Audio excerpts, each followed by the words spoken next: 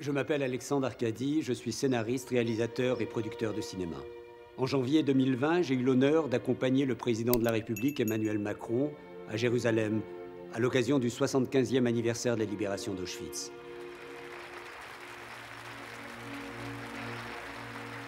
Tous les racismes prolifèrent, toutes les divisions se propagent, que nul ne pense en sortir gagnant. En parallèle à cette commémoration, une dizaine de membres de la délégation s'est rendue au cimetière de Givat Shaul, à Jérusalem. 10 des 11 victimes assassinées parce que juifs dans notre pays sont enterrées dans ce cimetière.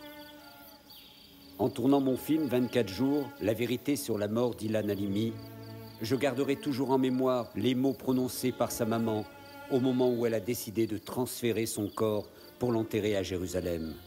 Si je fais ça, c'est parce que je ne veux pas que les assassins de mon fils puissent venir un jour cracher sur sa tombe. Sur chaque tombe, nous avons allumé une bougie et déposé un petit caillou, en souvenir de notre passage.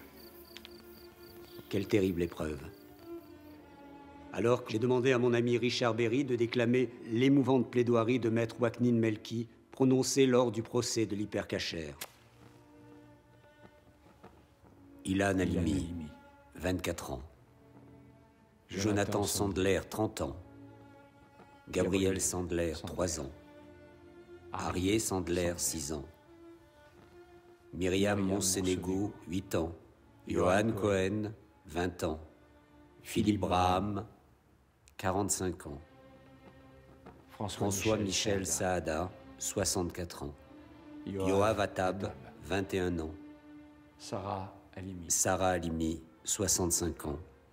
Mireille Knoll, 85 ans.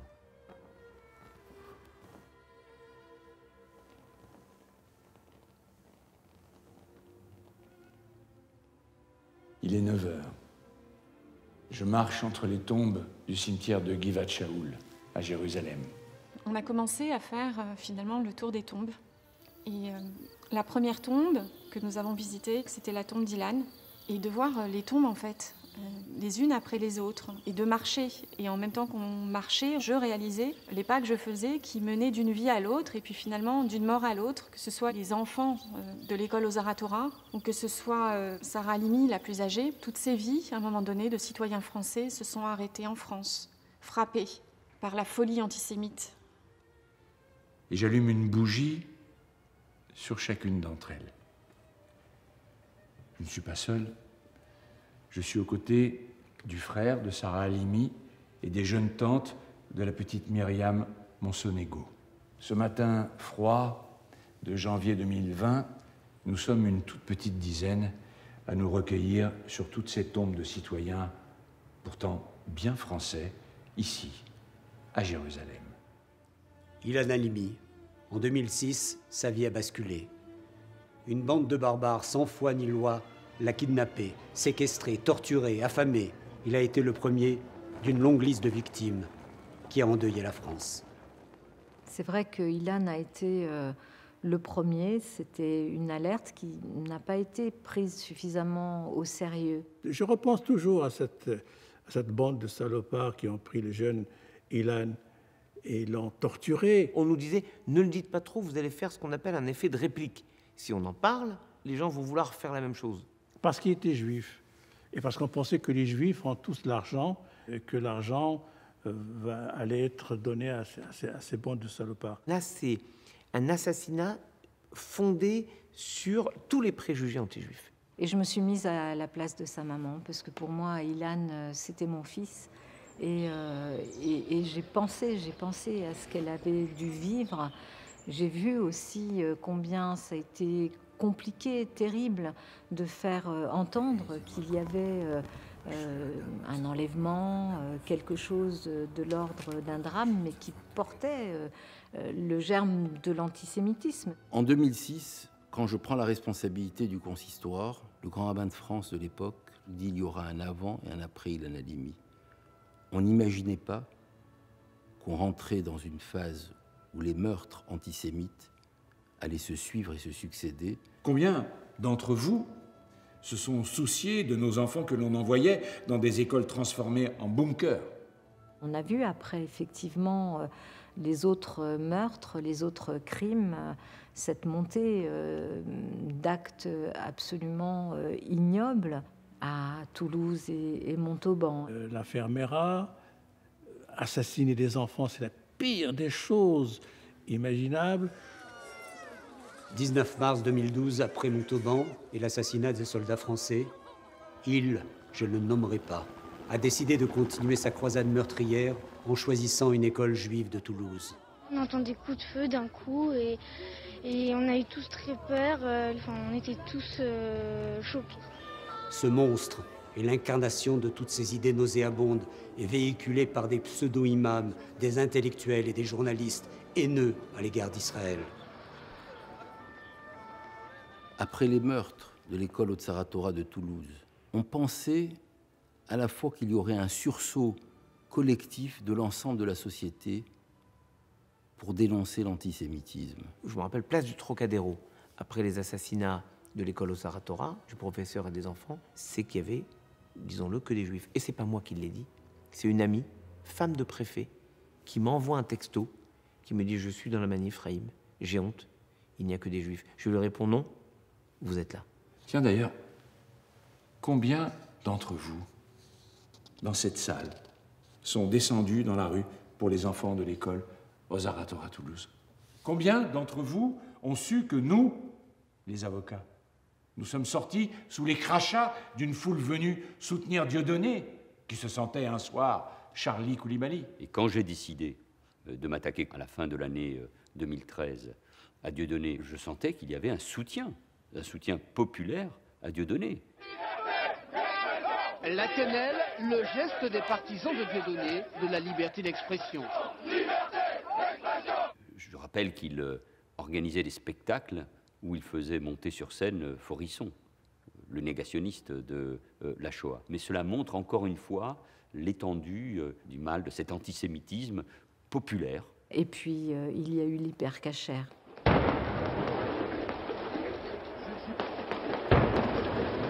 9 janvier 2015. Comme chaque vendredi, des Français préparent le dîner familial et intime du Shabbat. Il, lui non plus je ne donnerai pas son nom, voulait lui aussi tuer du juif. Il se prenait pour le héros d'un djihad sanguinaire. Et on se dit, et puis, ça se répète. La France est en guerre contre le terrorisme, le djihadisme et l'islamisme radical. On l'avait dit plusieurs fois, on est dans une guerre, mais dans une guerre, il faut utiliser les armes de la guerre. La France est attaquée par le terrorisme, le djihadisme, l'islamisme, l'islam politique, à travers toutes ces dimensions, la dimension démocratique, républicaine, laïque, chrétienne. On se dit qu'il faut absolument combattre. Cette guerre, déclarée depuis plus de 20 ans, a longtemps été la guerre des seuls membres de la communauté juive. Or, la France, à son honneur, utilise la loi, le droit. Cette guerre contre l'islamisme radical, il faut la mener. Si on s'était réveillé au début des années 2000, au moment où nous faisions les alertes, à ce moment-là, peut-être qu'on avait une chance d'empêcher des enfants de 8 ans de devenir des assassins à 18 ans. Et comment accepter que dans certains établissements, collèges ou lycées, on ne puisse pas enseigner ce qu'est la Shoah? Comment on peut accepter qu'un gamin de 7 ou 8 ans dise à son enseignant, quand il lui pose la question « Quel est ton ennemi ?», et qu'il lui réponde « C'est le juif ». Combien d'entre vous ont fermé les yeux et bouché leurs oreilles quand, tous les samedis, place de la République, ces islamistes appelaient à haïr le peuple d'Israël, à boycotter chacun de ses produits et crier « Mort aux Juifs !» en plein cœur de Paris? Et petit à petit, cette parole qui s'est libérée, qui s'est décomplexée sur les réseaux sociaux, finalement, elle s'est aussi libérée dans la rue. Et les mêmes personnes qui se sentent protégées derrière leurs écrans, voyant finalement que la justice sanctionne mal, ces personnes-là se sont senties autorisées à exprimer ce qu'elles pensaient chez elles, à l'extérieur et dans les manifestations.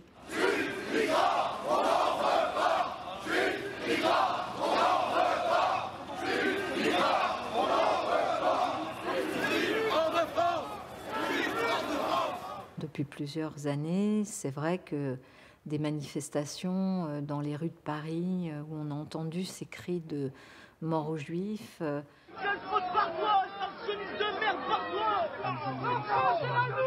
D'affrontements intercommunautaires. Ça donnait bonne conscience à tout le monde de renvoyer dos à dos des jeunes juifs et des jeunes musulmans. Le terrorisme islamiste a commencé par massacrer beaucoup de musulmans.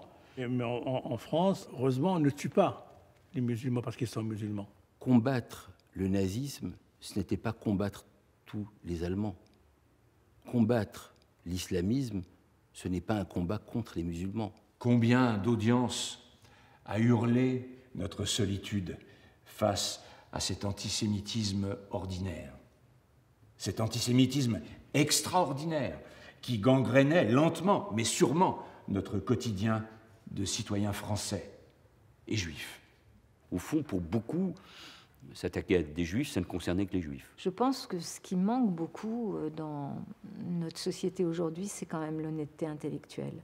Quand Virginie Despentes nous a rejoints à l'Académie Goncourt, moi personnellement, je ne savais pas qu'elle avait écrit ce texte indécent sur Charlie et sur l'assassinat de nos amis. Je ne savais pas du tout. Martin Luther King disait soit on s'entend comme des frères, soit on meurt ensemble comme des idiots. Ce qui nous manque aujourd'hui, c'est des intellectuels assez courageux qui sortent sur la scène publique, qui disent « assez, basta, nous sommes là pour vivre ensemble et nous ne voulons pas que nos enfants soient élevés dans la haine. » On n'a pas à dire qu'il y a un racisme plus dangereux que l'autre. Tous les racismes sont dangereux. Tous les racismes mènent vers quelque chose qui est insoutenable. Les actes anti-juifs, anti-chrétiens, anti-musulmans se sont multipliés. Ce qui n'est pas nouveau, malheureusement, mais qui s'est révélé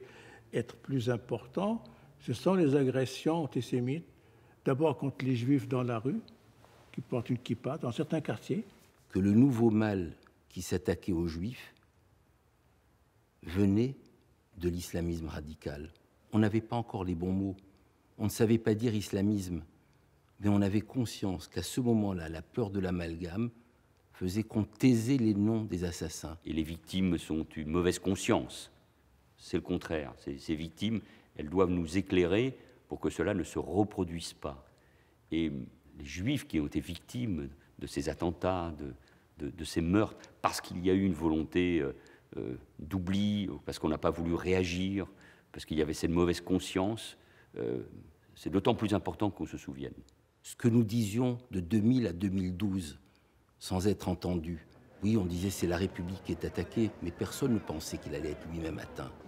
Il a fallu attendre Charlie Hebdo, puis le Bataclan, pour comprendre que ce que nous disions était une vision réelle de l'histoire. L'antisémitisme a été simplement le corollaire de l'atteinte de notre société dans tous ses fondements et dans toutes ses valeurs. Je crois qu'il y a chez nos compatriotes une prise de conscience, mais elle a été longue à venir. En janvier 2015, au fond, on avait tué des journalistes, des dessinateurs, parce qu'ils s'en étaient pris au prophète, ils le méritaient d'une certaine manière, je mets bien sûr des guillemets. Les policiers qui sont tués, ils sont là pour nous protéger, donc c'est au fond assez logique ce qui arrive. Et puis les Juifs, ça a toujours été pareil, ce sont eux les victimes. Monsieur le Président, Mesdames, Messieurs de la Cour, les Juifs sont le baromètre de la société. Ils sont les premières victimes de la haine.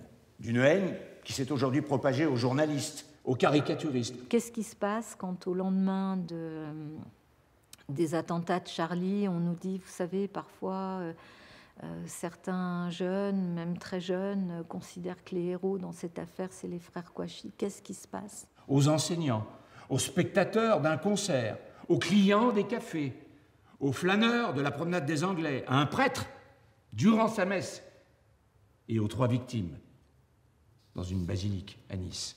Il a fallu attendre le 13 novembre, le Stade de France, le Bataclan, les terrasses de Paris, pour que l'immense majorité de nos concitoyens comprennent que le terrorisme ne s'attaquait pas qu'à des symboles. Au début, on vise des enfants, des écoles, des militaires, ceux qui s'engagent, des policiers, ceux qui garantissent la sécurité, et des Juifs, ceux qui, au fond, incarnent le plus les valeurs de la République, c'est-à-dire l'espérance que c'est la République qui nous élève et qui donne ce statut incroyable de citoyen. Et que la prise de conscience est là. Et tout le monde comprend que quand on s'attaque aux Juifs, à un enseignant, à des chrétiens dans une église, c'est toute la société qui est concernée. Depuis toujours, Belleville était le quartier symbolique de la fraternité, du brassage des communautés. Quand Sarah Halimi s'est installée dans une petite résidence de ce 11e arrondissement, elle ne se doutait pas que son quartier allait bientôt basculer. Nous sommes le 4 avril 2017. L'assassin, après avoir écouté un nouveau prêche haineux à la mosquée de la rue Jean-Pierre Timbaud, a décidé lui aussi de passer à l'acte. L'histoire de Sarah Halimi, c'est l'histoire d'une femme âgée de 64 ans qui, en pleine nuit, va être réveillée par son assassin, qui va arriver dans sa maison, la surprendre dans son sommeil, la traîner hors de son lit, va fracasser tous les os de son visage et va finir jetée vivante d'un balcon.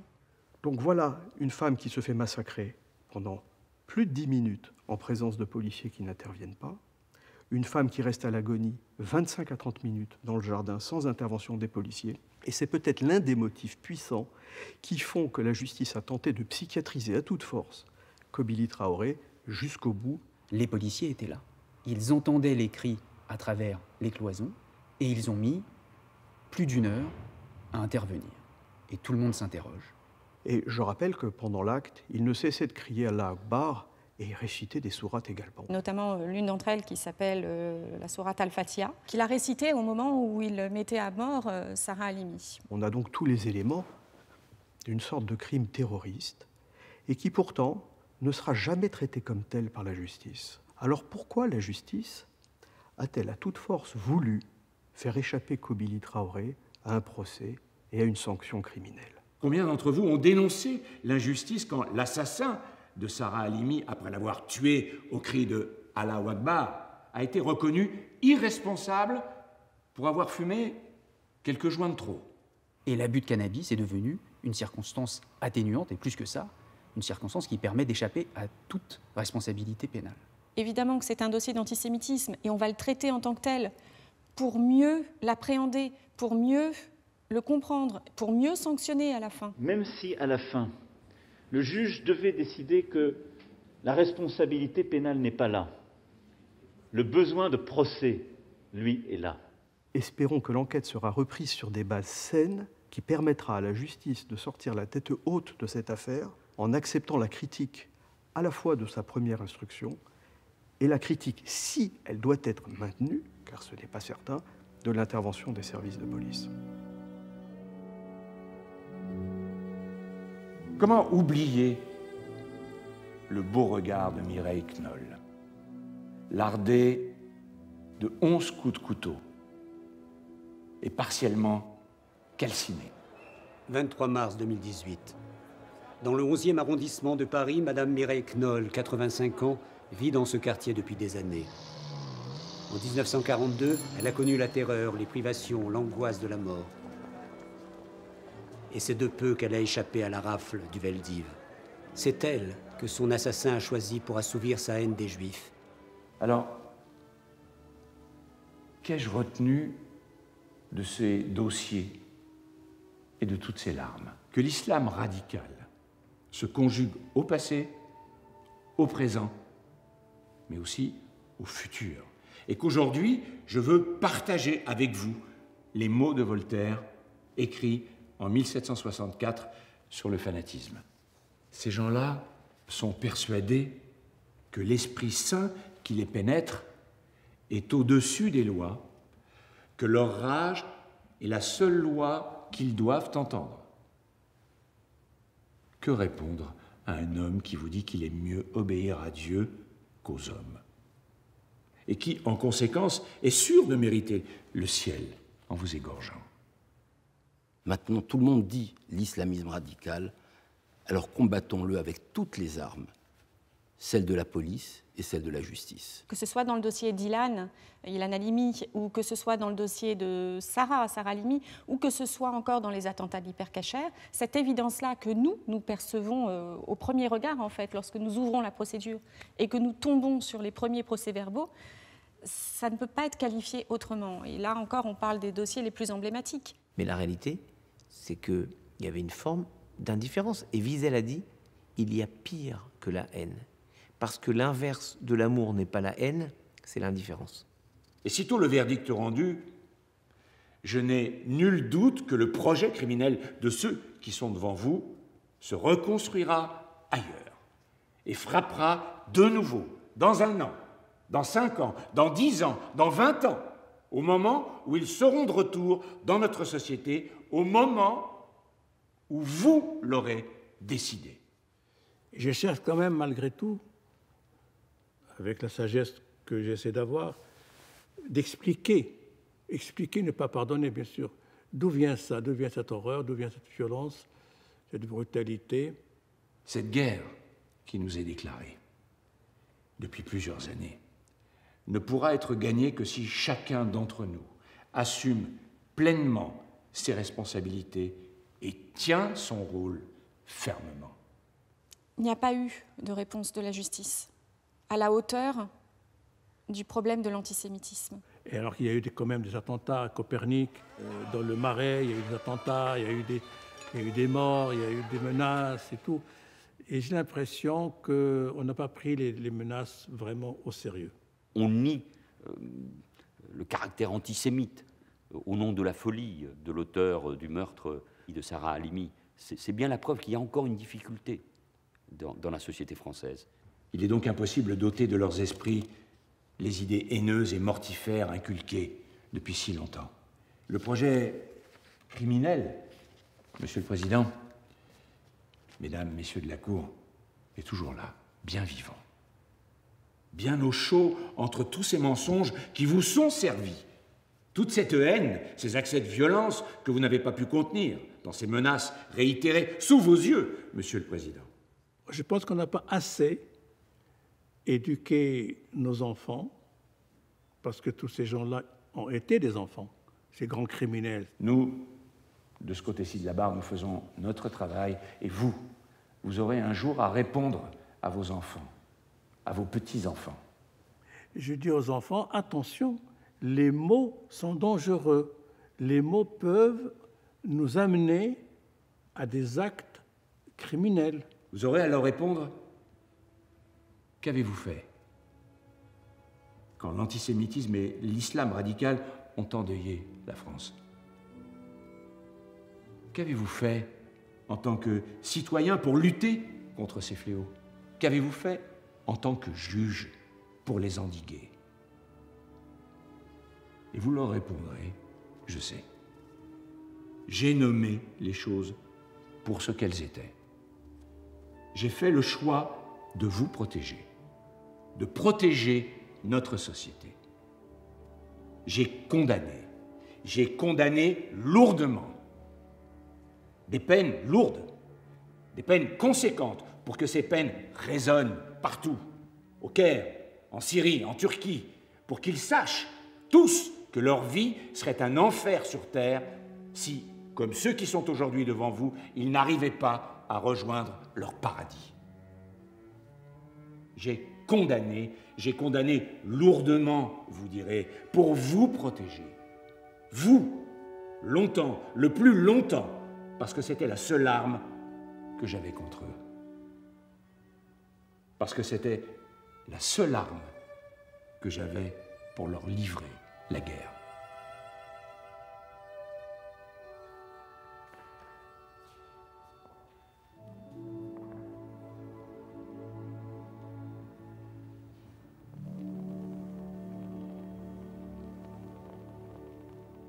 Je ne suis pas juive.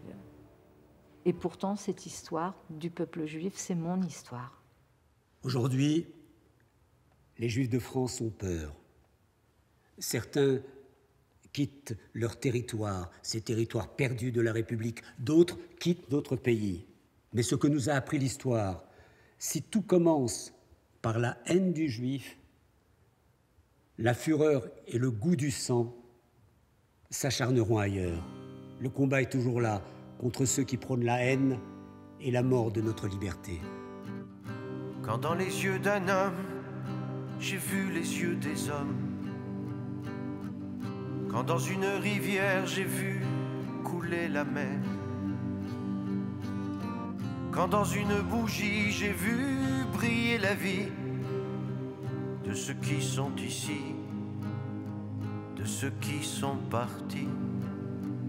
Alors j'ai prié, alors j'ai prié, j'ai vu tout ce que j'avais envie de voir.